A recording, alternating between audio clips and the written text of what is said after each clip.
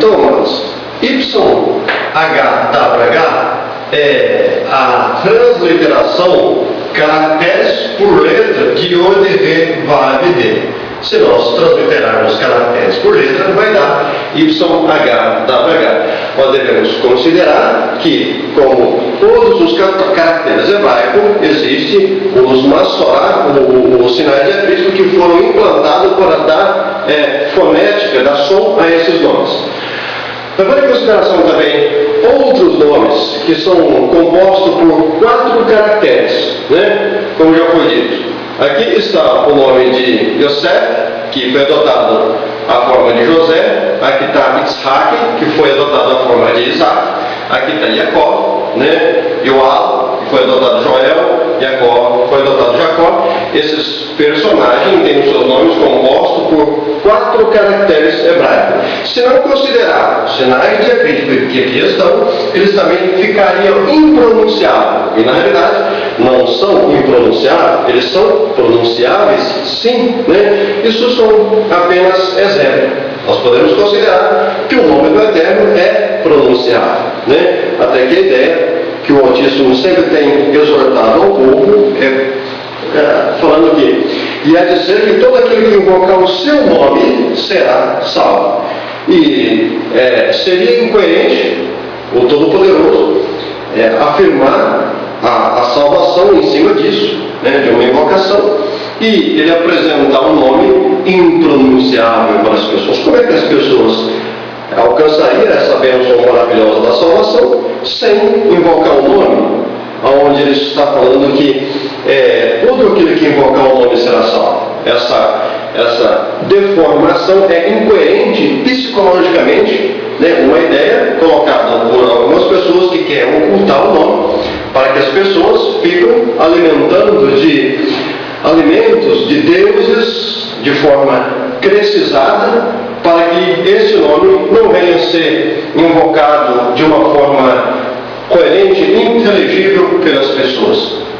A ideia de implantar esse YHWH é exatamente esta, de fazer com que, levando em consideração os povos das nações, que são povos politeístas, adoradores de vários ídolos, né? Então foi implantada essa ideia de fazer uma transliteração impronunciável, de forma que esse nome, na sua forma original, não viesse a ser pronunciado de qualquer forma pelos povos das nações. E para completar essa ideia, quando foi feito as transliterações, até nas nossas Bíblias, né?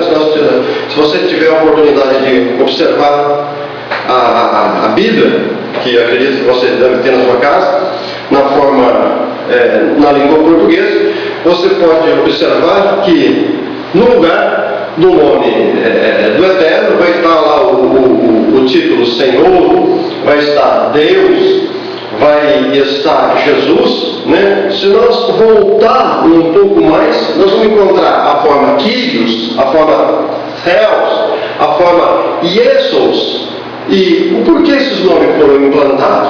Devido exatamente esta questão, né? Foi apresentada dessa forma, e sendo impronunciável, as pessoas precisam de se alimentar de algo consistente, e para o lugar do nome do Altíssimo foi implantado os nomes dos deuses das nações.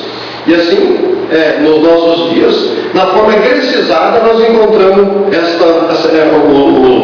esses deuses com esses nomes. Se nós formos para a nossa língua portuguesa, nós encontramos a forma Senhor, a forma Deus, que se nós fazermos um retorno para a Grécia, retorno para os povos antigos, nós vamos observar que essa forma Deus nada tem a ver com o Criador de Israel, nada tem a ver com aquele do qual as Escrituras dizem que nós devemos tributar a ele a honra, o respeito devido ao seu nome, afinal ele é o Criador dos céus e da terra. né? Nós vemos que dá bem para nós entender que a pronúncia do nome do Eterno, ela é bem coerente. As pessoas dizem que é impronunciável, mas nós podemos bem pronunciá-lo no nome dos profetas. E quem diz que está errado? Quem afirma com coerência, de uma forma plausível, que está errado? Né? Não pode afirmar, porque é claro, é evidente que esta é a forma pronunciada no nome dos profetas, né? No nome do Salvador, e até mesmo entre o povo do Eterno, né? O povo Yahudim, eles têm a forma de pronunciar o nome do Altíssimo. Nós levamos em consideração outros fatores, né? O verbo de existência, hayá, né? Que é uma questão que nós vamos falar com relação a esse verbo em um outro estudo, senão nós acabamos bagunçando, assim, fala de uma coisa, fala de outra. São vários fatores, várias provas que nós podemos usar, provando que o nome do Todo-Poderoso é pronunciável, sim, né? Nós podemos, amados, analisar uma outra coisa com relação à ordenância do Altíssimo, o conselho que ele dá ao seu povo, que está escrito no livro de Shemot, ou Êxodo, né, capítulo 20, e o versículo 7, aonde ele falando ao povo que o Eterno não terá por inocente qualquer um que pronunciar o seu nome em vão, usar o seu nome em vão. Qualquer um que não tiver prudência para falar desse nome, para pronunciar esse nome. Então, nós devemos considerar que, se o Altíssimo deu esse conselho através do seu servo, falando que as pessoas deveriam ter muito cuidado para pronunciar o seu nome, para falar o seu nome, para fazer uso desse nome maravilhoso, é porque esse nome é pronunciável, sim. Porque se esse nome não fosse pronunciável, se ele não tivesse como falar, não haveria a necessidade desse conselho, né? O Altíssimo está falando para que as pessoas não roguem o seu nome bendito em vão. Se esse nome não fosse bem inteligível para as pessoas, não havia a necessidade dele dar esse conselho, porque se ninguém sabe, não tem como falar em vão, né? Mas é bem coerente esta colocação de que o nome é pronunciável, sim, e sendo pronunciável e conhecido das pessoas, as pessoas deveriam ter e devem ter uma responsabilidade muito grande para falar nesse nome, né? Uma coisa bastante importante também que está escrito lá no livro de Joel, no capítulo 2, no versículo 32, onde o Eterno diz que e a dizer que todo aquele que invocar o seu nome será salvo. Nós observamos que o projeto do Eterno é que as pessoas conheçam o seu nome, ele sendo o Criador dos céus e da terra, as pessoas que moram nesse planeta, né, considerado o quintal do seu grande reino, né, se nós podemos falar assim de uma forma bastante normal, né, o planeta Terra, nós possamos considerar como algo muito pequeno diante de tudo aquilo que o Eterno possui, sendo ele o Criador do Universo. Então, é plausível que os moradores desse planeta conheçam pelo seu nome maravilhoso. Assim, existe a necessidade das pessoas invocar o seu nome, as pessoas pronunciar o seu nome, para que possam ser considerados filhos, né? A partir do momento que as pessoas invocam o seu nome, conheçam como o nosso Pai, nós deixamos de ser forasteiros, nós deixamos de ser uma pessoa qualquer, nós passamos a ser concidadão dos santos e família do Eterno, porque invocamos o seu nome maravilhoso. Uma coisa bastante importante de se falar é que esse versículo, né, citado, os religiosos gostam de dar outra interpretação para ele, Mas eu acredito que o que vale é a questão da interpretação do Eterno, né? O que o Eterno está falando para que as pessoas devem invocar o seu nome. E assim, eu acredito que muito mais válido é a mensagem que o Eterno quer proporcionar, que nós venhamos entender qual é a sua vontade para conosco, do que a interpretação equivocada de pessoas, entre aspas, religiosas, que acabam sempre puxando, né, entre aspas, a sardinha para o seu lado, para a sua religião. Nós sabemos que religião não salva ninguém. O Eterno não veio pregar religião, ele veio pregar a liberdade com responsabilidade. Então eu acredito que não importa a ideia que as pessoas fazem do nome do Eterno, de que as pessoas irresponsáveis, não pode pronunciar esse nome é impronunciável.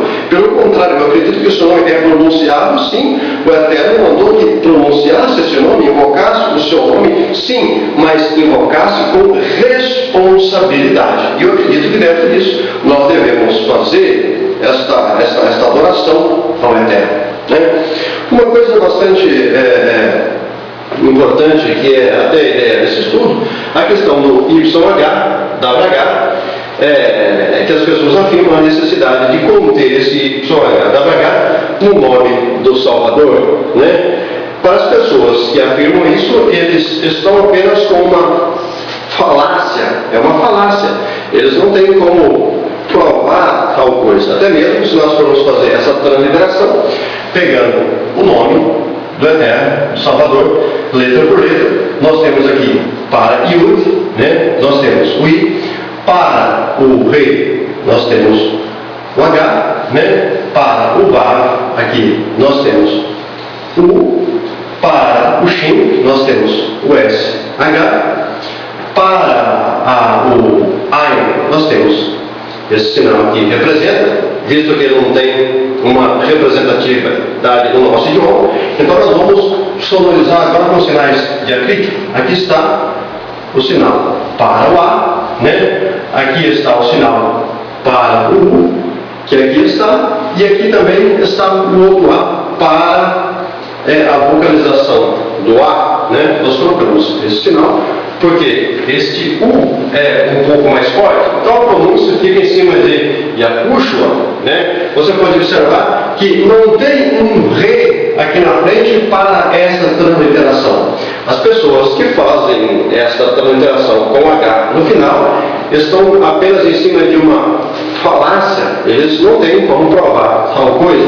Nem esta fonética ela é possível, porque o H no final ele é impronunciável. Uma outra coisa, em cima dessa rigorosidade que as pessoas afirmam, né, nós devemos considerar que a letra K, né, a letra K, a letra Y e o W, né, ele até o tratado de 2008 não fazia parte do nosso alfabeto como membro das letras. Assim, fica incoerente, né, essa rigorosidade tremenda por tal coisa que nem fazia parte do nosso alfabeto, considerando que essas letras elas eram usadas sim, mas para escrever nomes estrangeiros. A partir do tratado de 2008 elas passaram a fazer parte do nosso alfabeto, passando o nosso alfabeto de 23 letras para 26 letras, né?